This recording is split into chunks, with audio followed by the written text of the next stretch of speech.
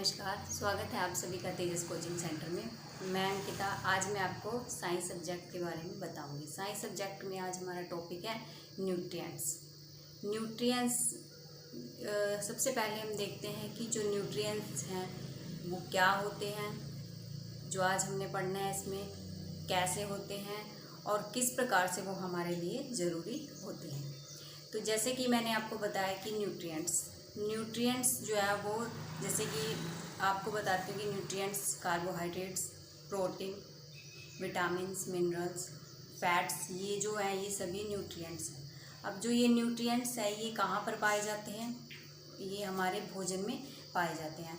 भोजन हम जिस प्रकार से, सबसे पहले हमारे स्वास्थ्य के लिए, हमारे शरीर के लिए क्या ज़रूरी है? भोजन। तो भोजन हमें ये नहीं है कि हम कुछ भी खा रहे हैं। अपने शरीर, जो हमारा शरीर है वो एज अ मशीनरी काम करता है। जिस प्रकार से हम जैसे मोटरसाइकिल को चलाते हैं, उसको चलाने के लिए हमें किस चीज़ की ज़रूरत पड़ती है? उसमें पेट्रोल की। तो इसी प्रकार से जो हमारा शरीर है उसको चलाने के लिए भी हमें किसकी ज़रूरत पड़ती है? भोजन की। और भोजन भी हमें अपने शरीर को स्वस्थ रखने के लिए ऐसा लेना चाहिए जिससे हमें अच्छे न्यूट्रिएंट्स मिले और हमारे शरीर को वो स्वस्थ बना सके। तो सबसे पहले बात करते हैं न्यूट्रिएंट्स में प्रोटीन्स की। अब प्रोटीन्स क्या है? प्रोटीन्स जो है और ये क्या काम करते हैं हमारे शरीर में जब इसकी पूर्ति हमारे शरीर में होती है। तो सबसे पहले है प्रोटीन्स। प्रोटीन्स में हमने देखा कि जब हमारे शरीर में प्रोटीन्स की कमी हो जाती है तो जो हमारे शरीर में सेल्स होती हैं, red blood cells and white blood cells जो होती हैं, उनकी कमी शुरू हो जाती है, वो डैमेज होना शुरू हो जाती है। अब जब वो डैमेज होना शुरू हो गई ब्लड सेल्स हमारी, तो उनमें क्या होगा? हमारा शरीर जो है वो बिल्कुल ही कमज़ोर हो जाएगा, जिससे हमें चलने फिरने में सब जो है वो दिक्कत महसूस होगी। और red blood cells, white blood cells, अब इनको अगर ये हमारी कमज़ोर हो जाती हैं तो इनको रिपेयर करने के लिए हमें किसकी ज़रूरत पड़ती है? प्रोटीन्स की। तो अब देख लेते हैं कि प्रोटीन्स की ज़रूरत पड़ती है तो प्रोटीन्स किन किन चीज़ों में हमें मिलता है। तो इसमें देखते हैं पल्सेस। हाँ जी, तो सभी, जैसे कि आपको पता है कि दाल सभी खाते हैं, बट आजकल क्या है, बच्चों को जो है सब्जियां, दाल, जो घर की चीज़ें हैं वो अच्छी नहीं लगती, क्योंकि उनको बाहर का जंक फूड ही अच्छा लगता है। पर इसमें टॉपिक जो हमारा चल रहा है, इससे पहले आपको एक बात और बताना चाहूँगी कि जो ये टॉपिक है ये सभी के लिए, आज सभी के लिए, मतलब बच्चों के लिए भी, कॉम्पिटिटिव एग्ज़ाम्स जो एग्ज़ामिनर्स हैं उनके लिए भी, और जो मतलब हर प्रकार के व्यक्ति के लिए ये जो टॉपिक है देखना भी ज़रूरी है और इसके बारे में पता भी होना चाहिए।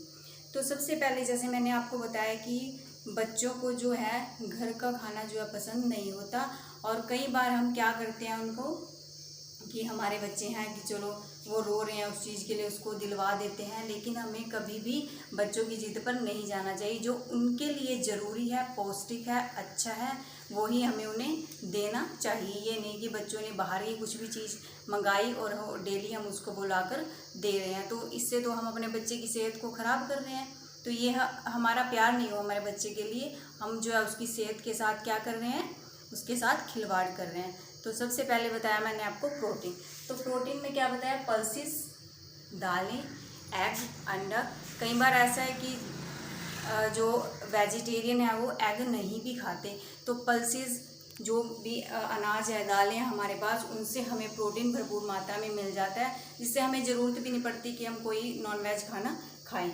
और जो खाते हैं नॉनवेज, जैसे एग, मीट खाते हैं, तो वो उनको भी ये है कि वो खा सकते हैं, तो वो खाते हैं। ओके, देन उसके बाद आते हैं कार्बोहाइड्रेट्स। अब कार्बोहाइड्रेट्स क्या? अब प्रोटीन्स का बताया कि क्या करते हैं, वो हमारी जो डैमेज सेल्स होती हैं उनको रिपेयर करते हैं प्रोटीन्स। और आपको ये भी बता दिया कि प्रोटीन्स हमें किससे मिलता है।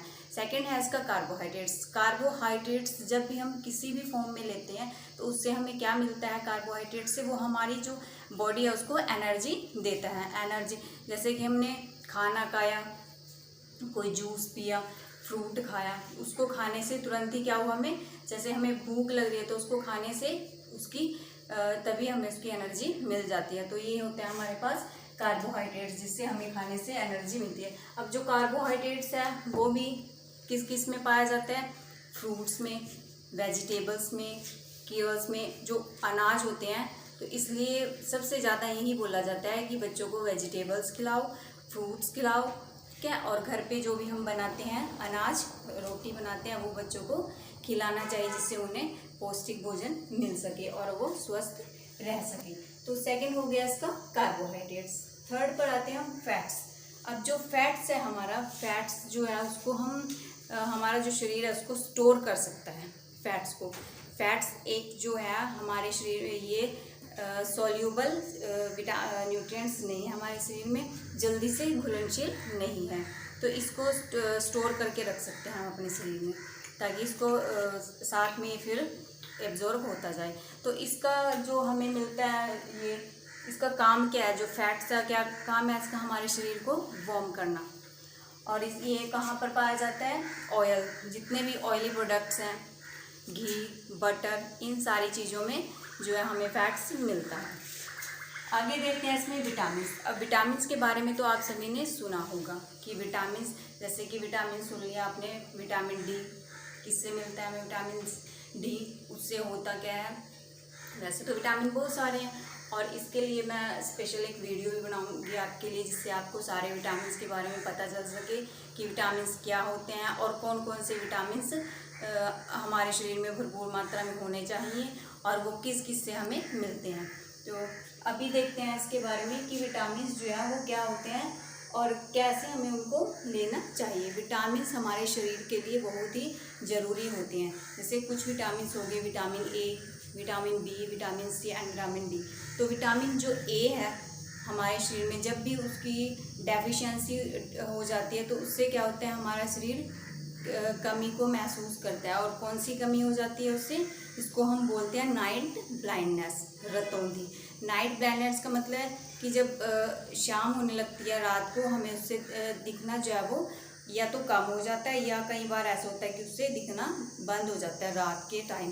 तो इसको हम नाइट ब्लाइंडनेस बोलते हैं, जो विटामिन ए की कमी के कारण हो जाती है। सेकंड इसमें बताया आपको बी, विटामिन बी। तो विटामिन बी की वजह से बेरी बेरी हो जाते हैं, और सी की वजह से स्कर्वी, एंड विटामिन डी की वजह से क्या हो जाता है, जब विटामिन डी की कमी हो जाती है उससे हो जाता है हमें रिकेट्स।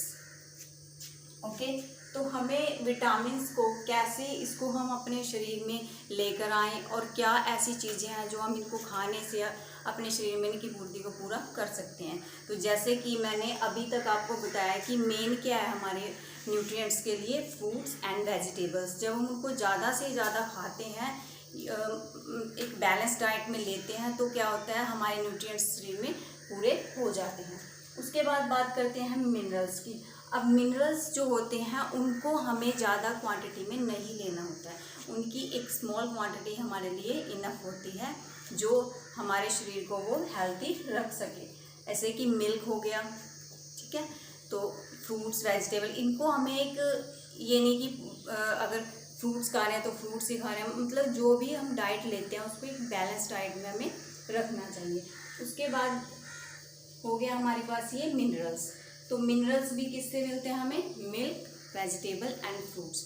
तो यहाँ पर बताने का जो मेन मोटिव है वो क्या है इसमें, कि सबसे पहले मैंने आपको बताया कि न्यूट्रिएंट्स, जो न्यूट्रिएंट्स होते हैं हमारे पास, वो हमारे शरीर के लिए ऐसे पोषक तत्व होते हैं जो हमें खाने बहुत ज़रूरी होते हैं। और अब मैंने आपको क्या बताया था इसमें कि न्यूट्रिएंट्स कौन कौन से होते हैं, proteins, carbohydrates, fats, vitamin and minerals. तो सबसे पहले मैं आपको ये बताना चाहूँगी कि अपने बच्चों को ज़रूर बताएं कि ये हमारे लिए क्यों ज़रूरी है और हमें ये क्यों खाने चाहिए।